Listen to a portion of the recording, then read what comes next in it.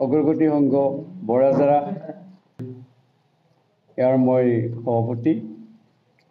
আমি সুদীৰ্ঘ দিন ধৰি এই প্ৰকল্প সংঘ আৰু আমাৰ পুথিভঁৰাল চলাই আহিছোঁ। এইবাৰ আমি মনস্থ কৰিছোঁ যে আমি 4-5 তাৰিখৰ পৰা এই অধিৱেশনৰ প্ৰতিষ্ঠা দিৱস লগতে 90তম বাৰ্ষিক মহোৎসৱটি পালন কৰিবলৈ মনস্থ কৰিছোঁ। এই উদ্দেশ্যে আমাৰ অসম ভিত্তিক বহুতো খেল প্ৰতিযোগিতা, দিহানাম আদিৰ ব্যৱস্থা কৰা হৈছে। 22 তাৰিখৰ পৰা আমাৰ বিভিন্ন কাৰ্যসূচী আৰম্ভ হ'ব আৰু আমাৰ এই সমগ্ৰ বিষয়সমূহ আপোনালোকৰ দ্বাৰা ৰাইজৰ অৱগত কৰিবলৈ বিনম্ৰ আবেদন ৰাখিছোঁ।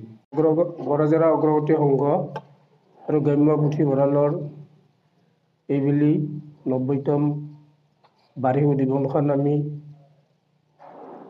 বৰাজাৰা চান্দাউচি সাংস্কৃতিক প্ৰকল্পৰ সহযোগত 22 তাৰিখৰ পৰা 5 জানুৱাৰীলৈকে উদযাপন কৰিবলৈ লৈছোঁ।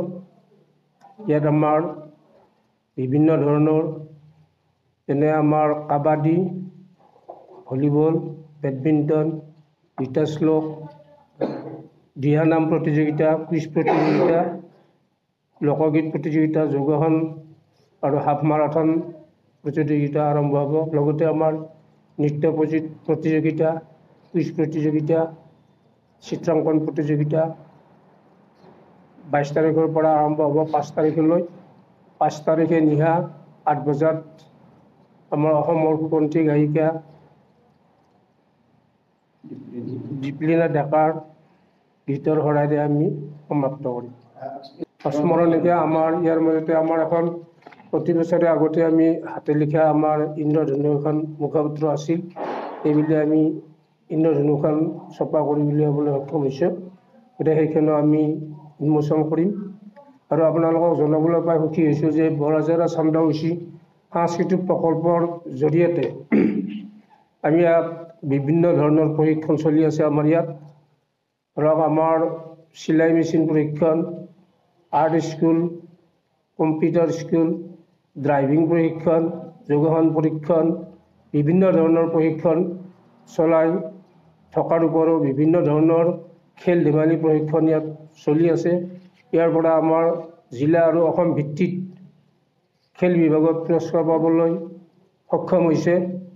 অগ্ৰগতি সংঘ আমাৰ 90 বছৰত যদিও আমাৰ পূৰ্বৰে পৰা আমাৰ ইয়াত পূৰ্ণাংগ নাট প্ৰতিযোগিতা, একাংকিকা নাট অসম ভিত্তিত আমি বহুকেইবাৰ পুৰস্কাৰ পাবলৈ সক্ষম হৈছোঁ।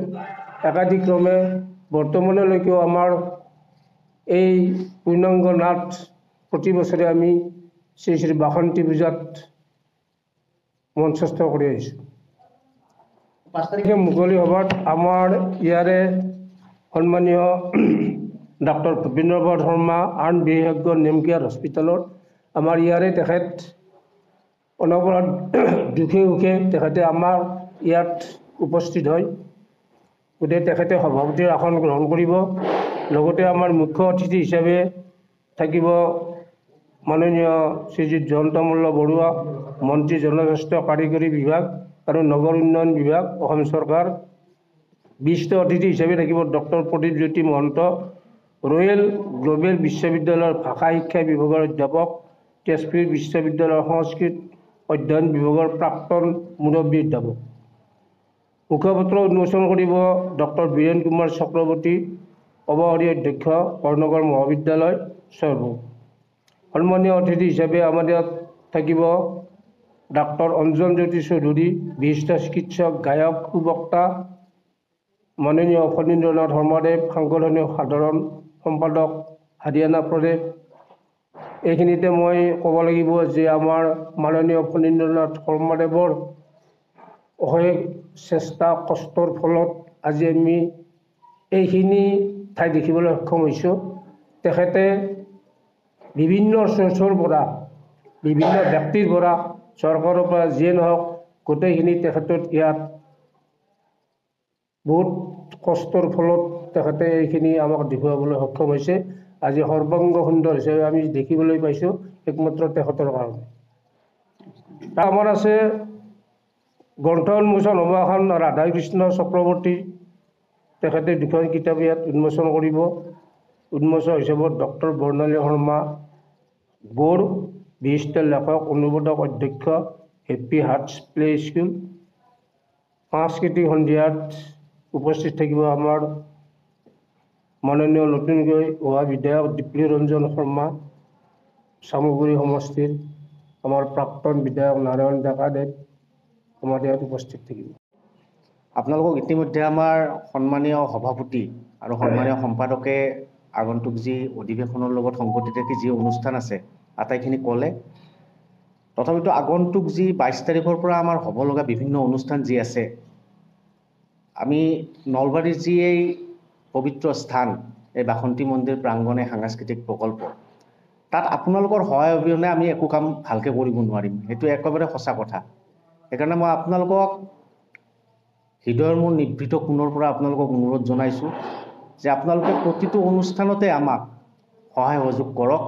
আগে পিছে যেনে কৰিছে এইবুলিও যি আমাৰ অধিৱেশন বা বাৰ্ষিক অধিৱেশনৰ লগত সংগতি ৰাখি যিসমূহ কাৰ্যসূচী আমি হাতত লৈছোঁ, প্ৰতিটো কাৰ্যসূচীতে যেন আপোনালোকে আমাক নিজৰ ঘৰৰ কাৰ্যসূচীৰ দৰে ভাবি আপোনালোকে আমাক প্ৰচাৰ কৰাত আপোনালোকে যাতে সহায় কৰে তাৰে কামনা কৰিছোঁ।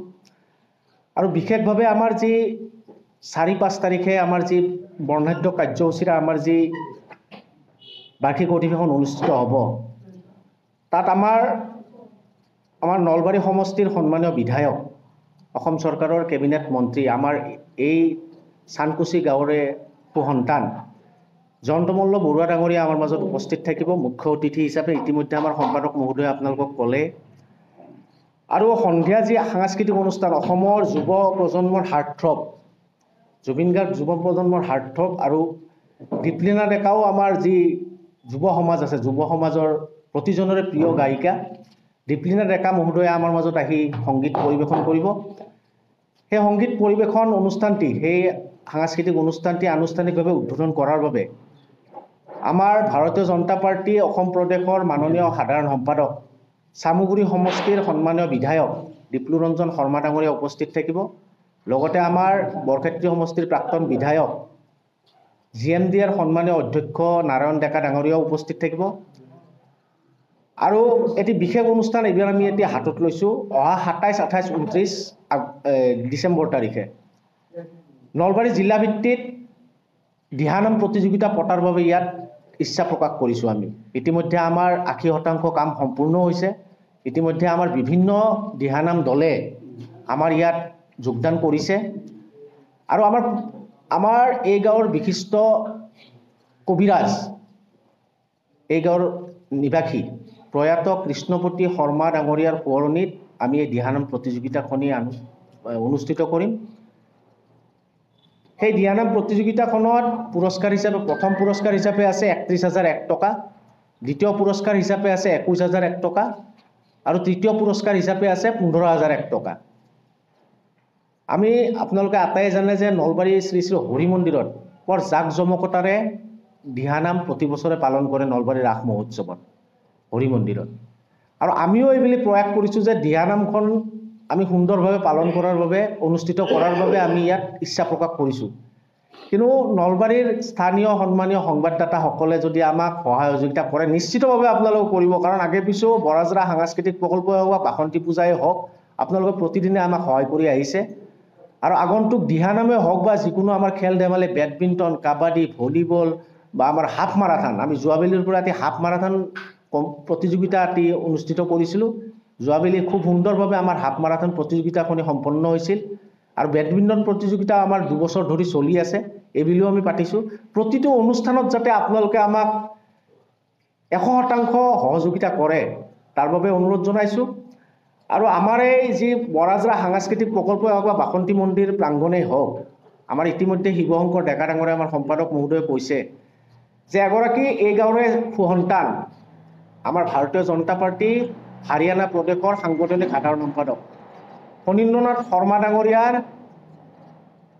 একক প্ৰচেষ্টাত আৰু আমাৰ এই গাঁৱৰ সন্মানীয় আমাৰ যিসকল ব্যক্তি আছে তেখেতসকলৰ সহযোগত ফণীন্দ্ৰনাথ শৰ্মা ডাঙৰীয়াই যি আজি এই পৰ্যায়লৈকে সাংস্কৃতিক প্ৰকল্পই হওক বা আমাৰ বাসন্তী মন্দিৰ প্ৰাংগণে হওক নলবাৰীৰ জাকত জিলিকা অনুষ্ঠান কৰিবলৈ সক্ষম হৈছে তাত আমিও নলবাৰীৰ স্থানীয় ব্যক্তি হিচাপে নলবাৰী জিলাৰ স্থানীয় ব্যক্তি হিচাপে আমিও ইয়াত বিভিন্ন ধৰণে সেৱা আগবঢ়াইছোঁ আৰু আপোনালোককো অনুৰোধ জনাইছোঁ যাতে এই অনুষ্ঠানৰ লগত আপোনালোকে ওতঃপ্ৰোতভাৱে জড়িত হওক আৰু আগন্তুক যি আমাৰ অধিৱেশনৰ লগত সংগতি ৰাখি বিভিন্ন কাৰ্যসূচী আছে আটাইতে সহযোগিতা কৰাৰ বাবে মই অনুৰোধ জনাই আপোনালোক আটাইকে আজি এই অনুষ্ঠানত আহি উপস্থিত হোৱাৰ বাবে ধন্যবাদ জনাই আৰু মা বাসন্তীৰ ওচৰত আপোনালোক আটাইৰে সুস্বাস্থ্য কামনা কৰি আমাৰ মাজত ইতিমধ্যে আমাৰ এই অনুষ্ঠানৰ সম্পাদক সহ সম্পাদক জ্ঞানদীপ ডেকা ডাঙৰীয়াও আহি পাইছে তেখেতকো ধন্যবাদ জনাইছোঁ সন্মানীয় মঞ্চত উপবিষ্ট অশোক কুমাৰ শৰ্মা ডাঙৰীয়া শিৱশংকৰ ডেকা ডাঙৰীয়া আটাইকে ধন্যবাদ জনাইছোঁ